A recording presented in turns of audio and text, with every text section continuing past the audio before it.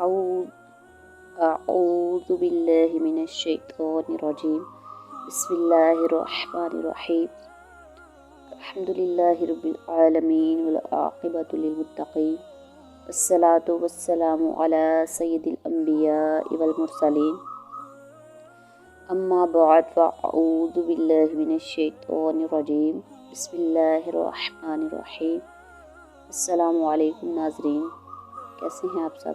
امید کرتی ہوں ایمان اور صحت کی بہترین حالت میں ہوں گے۔ معزز ناظرین، آپ کو علم ہے کہ ذی الحج کا مہینہ ہے اور اس مہینے میں دو بہت ہی فضیلت والے دن ہیں۔ ایک تو اس مہینے میں ذی الحج جیسا فریضہ ادا کیا جاتا ہے، اور دوسرا اس مہینے کی 10 تاریخ کو اللہ کی راہ میں قربانی دی جاتی ہے۔ اور وہ قربانی کس کی یاد میں دی جاتی ہے؟ وہ قربانی اللہ نے اپنے پیارے پیغمبر حضرت ابراہیم علیہ السلام اور حضرت اسماعیل علیہ السلام کی یاد میں قیامت تک آنے والے مسلمانوں کے لیے مقرر کر دی۔ یہ دن سیدنا ابراہیم علیہ السلام اور حضرت اسماعیل علیہ السلام کی یاد میں منایا جاتا ہے۔ اللہ کریم نے حضرت ابراہیم علیہ السلام کو جب خواب میں اشارہ دیا کہ اپنی پیاری محبوب اللہ کی راہ میں قربان کریں، تو پھر آپ نے اپنے بیٹے کی تو معزز ناظرین، اس ویڈیو میں قربانی کے تھوڑے سے مسائل آپ کے سامنے پیش کرنے کی کوشش کروں گی، مختصر سے وقت میں اور مختصر سے الفاظ میں۔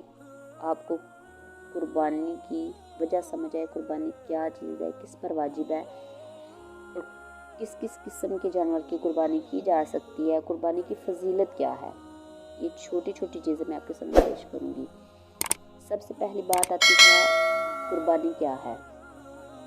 قربانی ایک محسوس وقت میں محسوس جانور کو اللہ تبارک و تعالیٰ کی رضا کے لیے اس کی راہ میں قربان کیا جاتا ہے، اس کا نام قربانی ہے۔ یہ ہوگی قربانی کی تعریف، قربانی کی ڈیفینیشن، کہ محسوس وقت میں محسوس جانور کو اللہ کی رضا کے لیے اس کی راہ میں قربان کرنے کا نام قربانی ہے۔ اس کے بعد قربانی کس پر واجب ہوتی ہے؟ قربانی اس انسان پر واجب ہوتی ہے جو بالغ ہو، عاقل ہو، مقیم ہو، مسافر نہ ہو اور مالک نصاب ہو۔ اب مالک نصاب میں کیا کیا چیزیں آتی ہیں؟ جس شخص پر قربانی واجب ہو اس میں ایک یہ بھی صورت ہے کہ مالک نصاب۔ اب مالک نصاب کے لیے کتنا نصاب ہونا ضروری ہے؟ اس کے پاس پہلے نمبر پہ یا تو 7.5 تولے سونا ہو، اگر 7.5 تولے سونا نہیں تو 52.5 تولے چاندی ہو۔ اب چونکہ اس دور میں چاندی کوئی خاص لوگ کے پاس موجود نہیں ہوتی، سونا ہوتا ہے لیکن چاندی اب لوگ نہیں لیتے، تو چاندی کی جتنا وزن ہو اس کی مقدار میں اگر پیسے ہیں کسی انسان کے پاس تو پھر اس پر بھی قربانی واجب ہے۔ 52.5 تولے چاندی کی آج کل کے دور میں جو ابھی کی قیمت ہے وہ تقریباً 1,25,000 یا 35,000 ہے۔ تو اگر کسی انسان کے پاس اتنے پیسے بھی موجود ہے تو اس پر بھی قربانی واجب ہے۔ اس کے علاوہ اگر سونا نہیں ہے، چاندی نہیں ہے، لیکن آپ کے گھر میں ضرورت کی چیزوں کے علاوہ کوئی اور چیزیں ہیں، اپنی حاجت اصلیہ ہوتی ہیں، ضرورت کی چیزیں، جس کی کل ملا کے مالیت اتنی بن سکتی ہے 1,00,000 1.5 لاکھ، تو پھر اس انسان پر بھی قربانی واجب ہو جاتی ہے۔ اگر آپ کے پاس کوئی تجارت کا سامان موجود ہے، کوئی کاروبار لوگ کرتے ہیں، تو اس پر بھی قربانی واجب ہے۔ یہ ہوگی قربانی واجب ہونے کی چند شرطیں۔ اب بات آ جاتی ہے کہ قربانی کے لیے جانور کتنی عمر کا ہونا چاہیے اور کون کون سا ہونا چاہیے۔ قربانی بکری، بھیڑ، دمبا، گائے، بھینس، اونٹ سبھی کی جا سکتی ہے، لیکن عمر کا فرق ہوتا ہے۔ گائے اور بھینس کی عمر کم از کم 2 سال ہونا ضروری ہے۔ 2 سال سے کم ہوگی تو اس کی قربانی جائز نہیں ہوگی۔ اسی طرح भेड़ या बकरे की कम از कम 1 साल उम्र होना ज़रूरी है। 1 साल उम्र होगी तो आप उसकी कुर्बानी कर सकते हैं, ये शरीयत का हुक्म है। अब ये एक और बहुत इम्पोर्टेंट बात कि कुर्बानी के लिए जो जानवर खरीदा जाए वो सेहतमंद और तवाना होना ज़रूरी है। उस जानवर में किसी भी किस्म का ऐब नहीं होना चाहिए। बेऐब जानवर की कुर्बानी कबूल होगी। ऐबदार में क्या क्या चीज़ें आ जाती हैं? अंधा ना हो, काना ना हो, लूला ना हो, लंगड़ा ना हो, सींग कटा ना हो, दुम कटा ना हो, कान कटा ना हो, ज़बान कटा ना हो, ये सारी चीज़ें आ जाती हैं।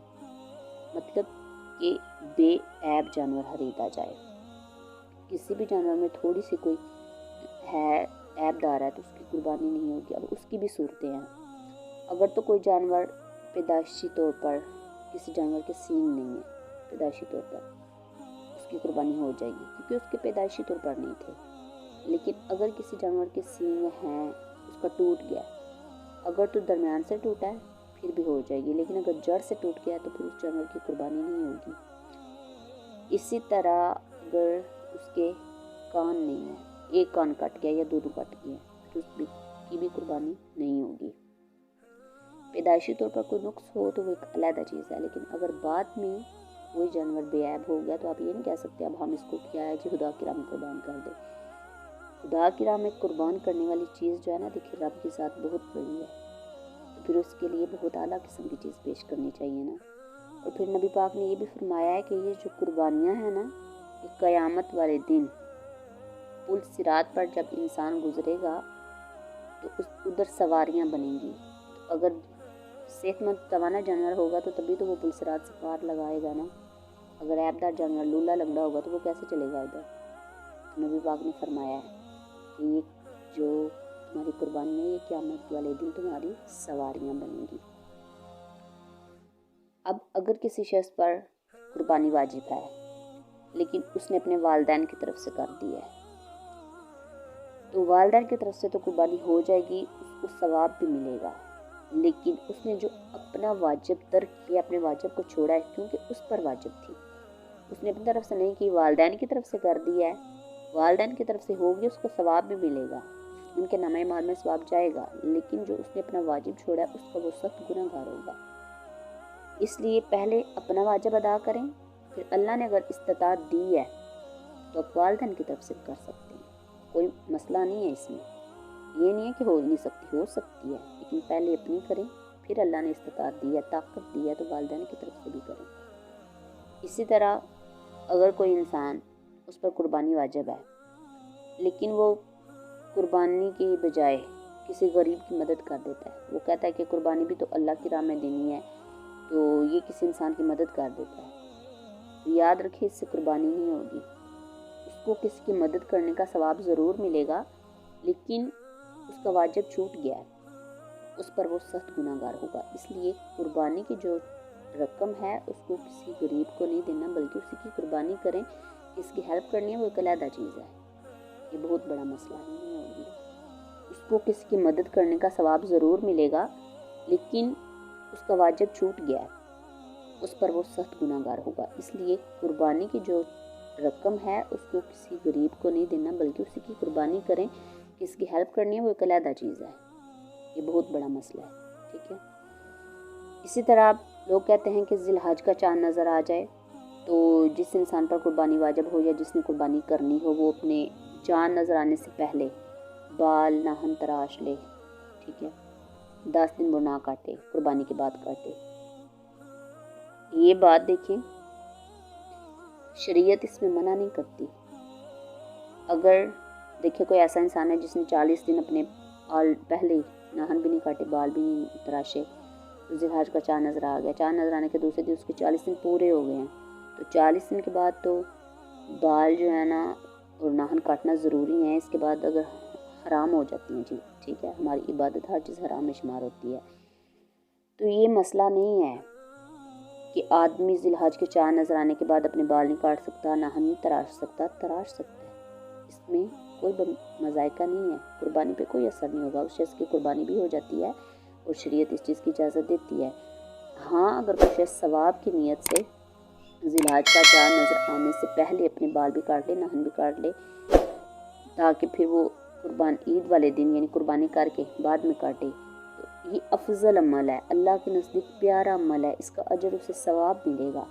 لیکن یہ بات بالکل غلط ہے کہ اگر کسی شخص نے بھولے سے کاٹ لیے ہیں تو کیا جس کی قربانی نہیں ہوگی؟ نہیں، اس شریعت اس چیز میں کوئی جو ہے نا یہ بات ہے ہی نہیں شریعت میں، ٹھیک ہے۔ اس کے علاوہ قربانی کی فضیلت کیا ہے؟ دیکھیں نا، قربانی خود اچھا عمل ہے، اور کہتے ہیں کہ قربانی کا قطرہ، جانور کو جب ذبح کیا جاتا ہے اس کا پہلا قطرہ زمین پر گرتے ہی اس انسان کے سارے گناہ معاف کر دیے جاتے ہیں۔ پھر قربانی کے جو جانور ہیں وہ پلسرات پر سواریاں بنیں گے۔ قربانی کرنے والا اللہ کا قرب پاتا ہے، اور جو نیک نیت کے ساتھ قربانی کرے گا قیامت والے دن وہ قربانیاں جہنم کی آگ سے بچائیں گی، اس کا ذریعہ بنے گی۔ تو امید کرتی ہوں آپ کو میری ویڈیو میں جو باتیں میں نے آپ کے ساتھ شیئر کی ہیں آپ کو سمجھ آ گئی ہوگی۔ اگر ویڈیو اچھی لگے تو اسے دوستوں اور عزیز و اقارب کے ساتھ شیئر کیجیے۔ ملتے ہیں ایک نئی ویڈیو کے ساتھ، تب تک کے لیے اللہ حافظ، فی امان اللہ، السلام علیکم ورحمۃ اللہ وبرکاتہ۔